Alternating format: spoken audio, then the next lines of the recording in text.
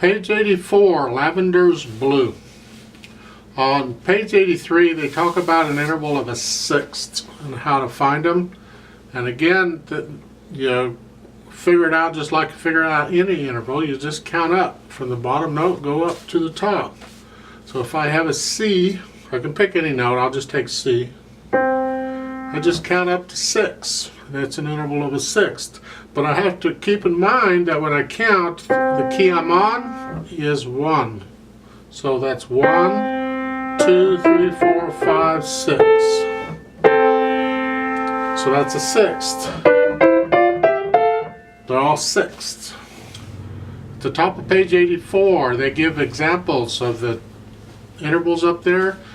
First one's a fifth, next one's a sixth. And in this pattern, the thumb is playing both keys.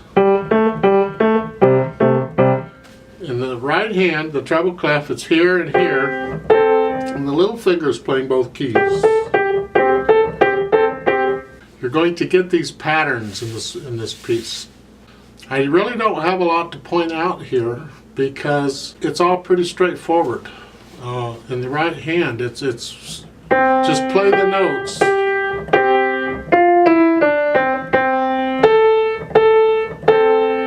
Hold them out their full value and play the notes and use their fingering. You're going to be fine. In the left hand, I will point out a few things. You're starting out with a simple C chord, it's fine. The third measure, you got the F chord. Fourth measure is the F chord again, but it's a different arrangement. Still an F chord. Then a C. But the second line, the last two measures. See that? They're saying 5-1, it's a CA. 5-1 again on the CG, and then 5-2 and 3. That's fine. As far as the pedal goes, it's only used at the end. You don't even need it then, but okay, they want to use it, it's fine. You'll push the pedal down right after you play the C, and you'll keep it down till the very end, and the pedal and the hands all come up at the same time. There is a fermata on that last note, so instead of 3 counts, I'm going to hold it 6, and it'll come up. As the roadmap for this, you will notice at the end of the second line there is a repeat sign, which means you go back to the beginning and play that part again. So we are going to play the first 2 lines twice, and then go down and play the third line. Now, at the end, next to the last measure, there is a retardando written in. That means to gradually slow down. It's like a train coming to a stop. You just gradually slow down. You're not necessarily going to slow down to a stop, but you're going to slow down. It's the end of the piece. So if I'm going through this about a 1, 2, 3, 1, 2, 3, when I get to the end, it's going to be a 1, 2, 3. It's just going to slow down. How much it slows down is up to you. You decide how much or whatever. When I play it with a metronome, I don't slow down because the metronome don't slow down. So I'm just going to ignore that for now. You can do that on your own. Dynamic wise, it starts out medium loud, MF, and that's the melody now. That's up here in the right hand. You have to decide how loud that melody is going to be. Make it medium loud, and however loud that is, you make everything else under it. So the chords got to be softer.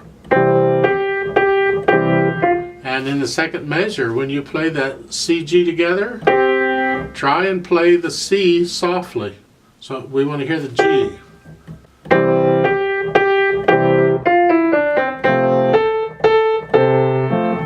So anytime in the right hand you have 2 notes together, the melody is the top note. You bring out the melody. Play the top note a little louder. In the last line there is a diminuendo, that long arrow, that hairpin thingy. So you're starting out medium loud and you're going to go down to soft.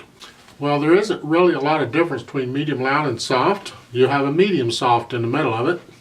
So you have to decide, plan ahead, exactly how soft you're going to get when. Otherwise, you'll get soft too soon. You'll be soft by the end of the first measure.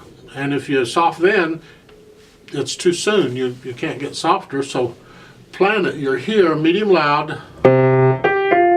Maybe the next measure, you're medium soft. Then you go down to soft. And I think that's about all I have to say. It's a 3/4 time. So I'll give us 3 counts. Let's play it together. Now, hold the notes down to the correct length. Like in the left hand there at the beginning, it's a quarter note and 2 quarter rests. So when you play the G in the right hand, you're going to lift up the left hand.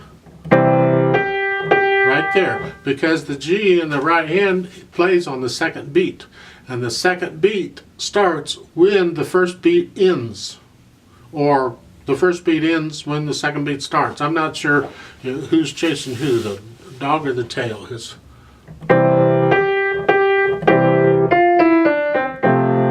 So be sure to lift up that quarter note exactly on beat 2. Not too quick and not too late. Let's try it out and see what happens. 1, ready, go.